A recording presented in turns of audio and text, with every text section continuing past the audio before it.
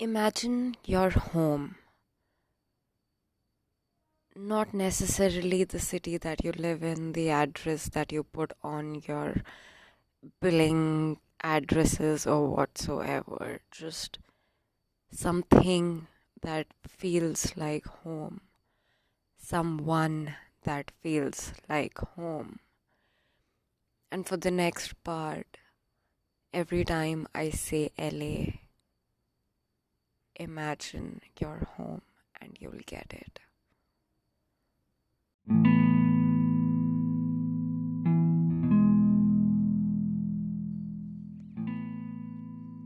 LA, who am I to love you? LA, I'm from nowhere. Who am I to love you? LA, I've got nothing. Who am I to love you? When I'm feeling this way and I've got nothing to offer, LA, not quite the city that never sleeps, not quiet the city that wakes, but the city that dreams for sure. If by dreams you mean nightmares. LA, I'm a dreamer. I'm from nowhere. Who am I to dream?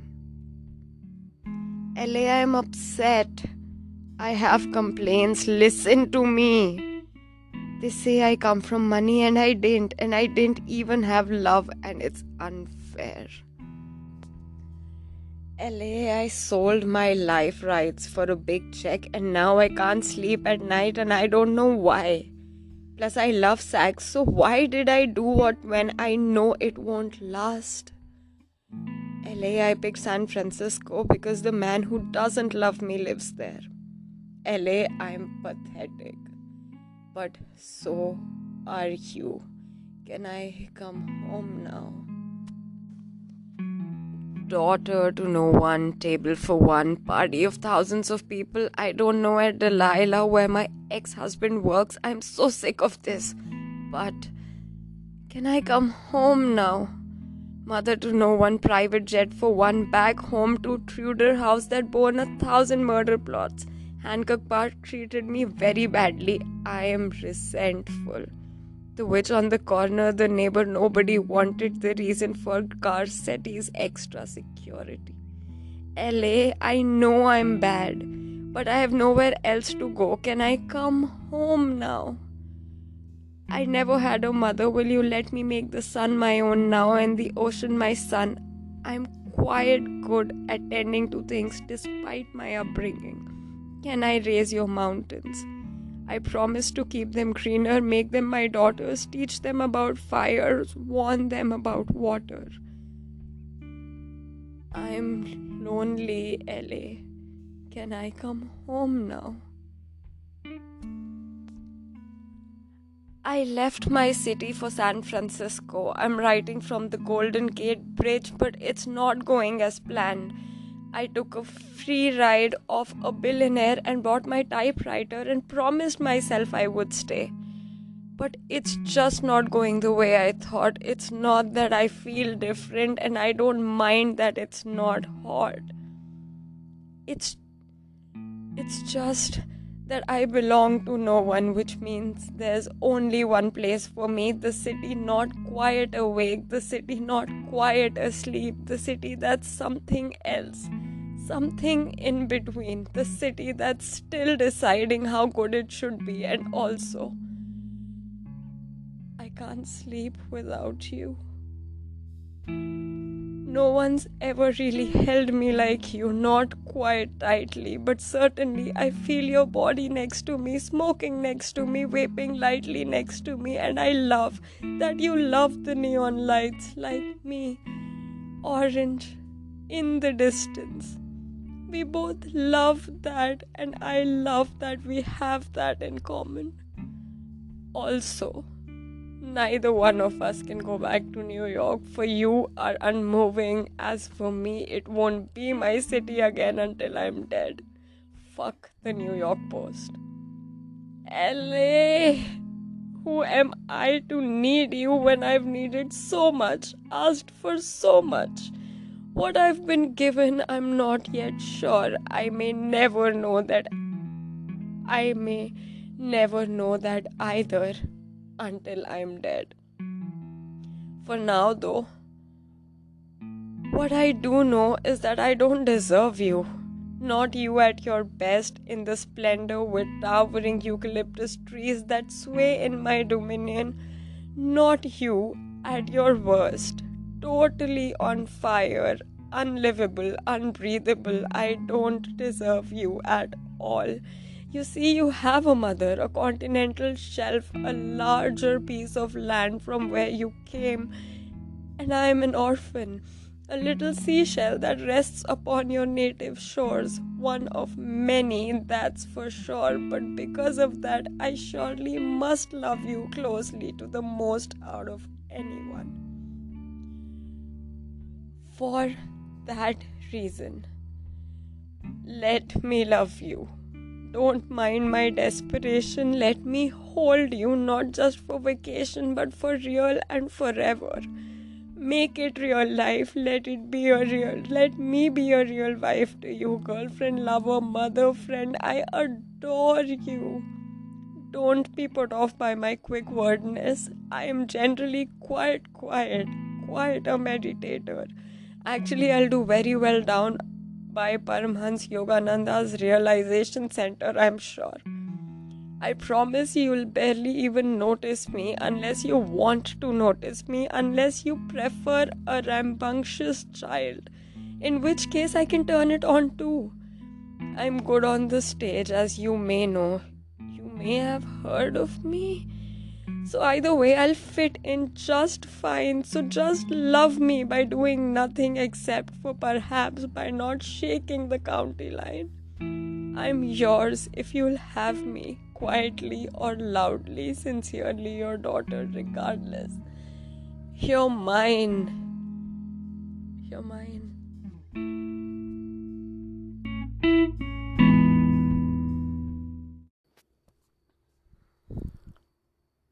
I don't know how every other episode happens. Every time I make one, I think, this is it. What's the point anyway, right? But then I come across certain things that I'm like absolutely obsessed over. Oh, hi, my name is Adya, and this is What Saves Me from Drowning. Ironic bloody name because I constantly live underwater anyway. Dead, drowning, dead, there, not there, whatever. So the point being,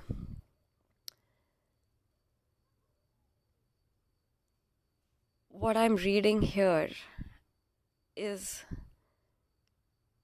poetry from this crazy ass singer that you might or might not have heard about, known as Lana Del Rey. Have you heard the song Summertime Sadness? Have been obsessed with it for years as well. Anyway, so yeah, she considers herself to be a poet first and a singer later, as you might have gotten from the references. And the book is called Violet Bent Backwards Over the Grass. Actually, I think I should include the link, the Amazon link in the bio if anybody reads that or whatever, because it's just an amazing book. I don't know. I set off to do something completely different, but then. So anyway, the next piece is the poem that is also the title of the book, and somehow the ending lines of this piece is what I've decided because, well, fits. And who's here to crib, listen to my cribbing anyway, and how does it even matter if you do? Maybe if this continues. I might be putting like more of her stuff because she's just amazing, and I'm actually obsessed with this book. I don't know how many times I've actually read it over, and it's just every single piece of hers is just something completely different. Yeah, that's that. So let's head into Violet Bent Backwards Over the Grass.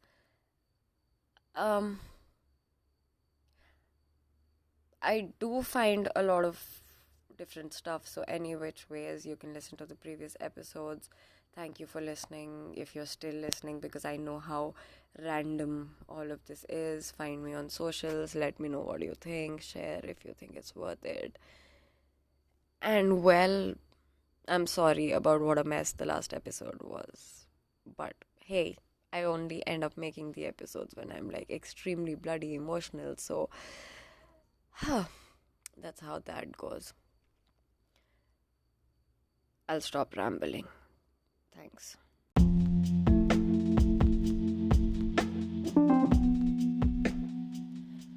Violet bent backwards over the grass. I went to a party. I came in hot, made decisions beforehand. My mind made up things that would make me happy to do them or not. Each option weighed quietly, a plan for each thought. But then I walked through the door past the open concept and saw Violet bent backwards over the grass. 7 years old, with dandelions grasped tightly in her hands, arched like a bridge in a fallen handstand, grinning wildly like a madman, with the exuberance that only doing nothing can bring, waiting for the fireworks to begin. And in that moment, I decided to do nothing about everything forever.